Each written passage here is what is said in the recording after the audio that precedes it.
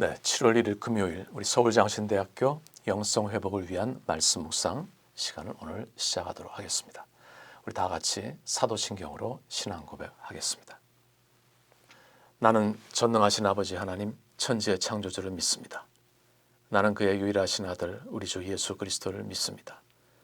그는 성령으로 잉태되어 동정녀 마리아에게서 나시고 본디오 빌라도에게 고난을 받아 십자가에 못 박혀 죽으시고 장사된 지 사흘 만에 죽은 자 가운데서 다시 살아나셨으며 하늘에 오르시어 전능하신 아버지 하나님 우편에 앉아 계시다가 거기로부터 살아있는 자와 죽은 자를 심판하러 오십니다. 나는 성령을 믿으며 거룩한 공교회와 성도의 교제와 죄를 용서받는 것과 몸의 부활과 영생을 믿습니다. 아멘. 네, 찬송가 563장을 찬양하시겠습니다.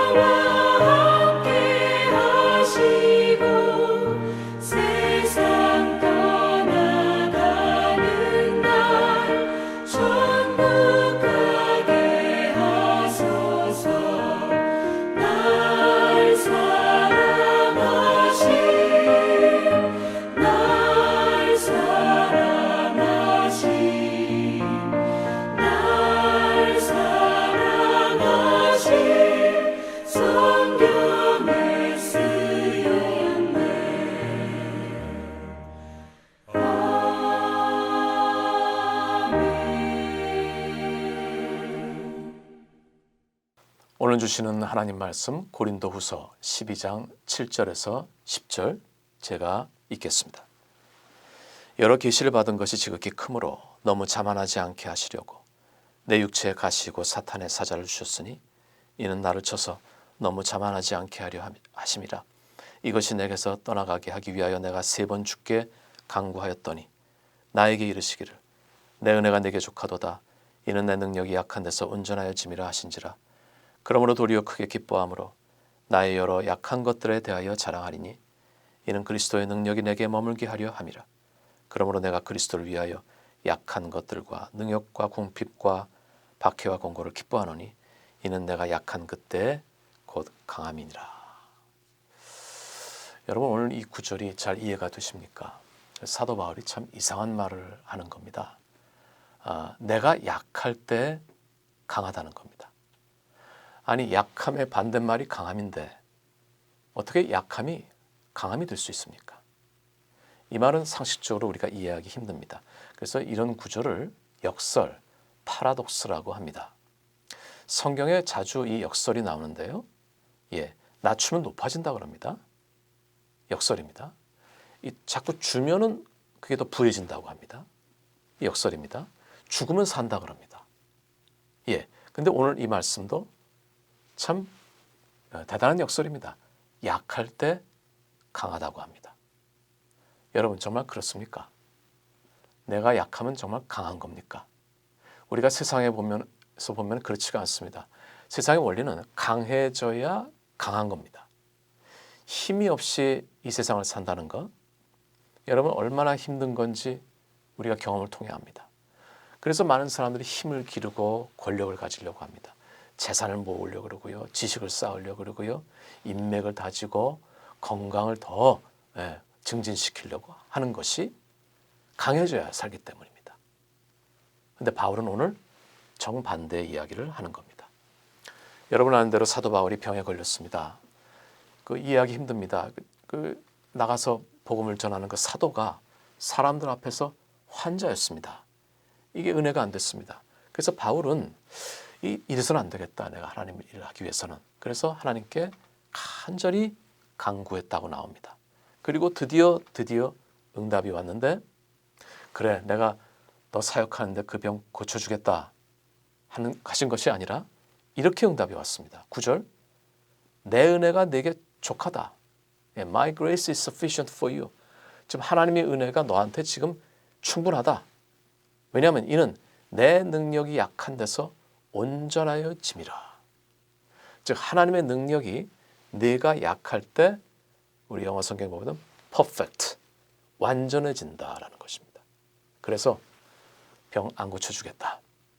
그대로 살라라는 것이 기도의 응답이었습니다. 얼마나 황당했을까요? 근데 바울은 이 응답을 기뻐했다 그랬습니다. 그리고 심지어 이 약한 것들을 자랑했다 그럽니다. 내가 도리어 크게 기뻐함으로 나의 여러 약한 것들에 대하여 자랑하리니 이는 그리스도의 능력이 내게 머물게 하려 함이다. 이 정리하면 이렇습니다. 하나님의 능력이 더 나타나야 됐습니다. 지금 바울의 사역은 너무나 중요한 사역이었습니다.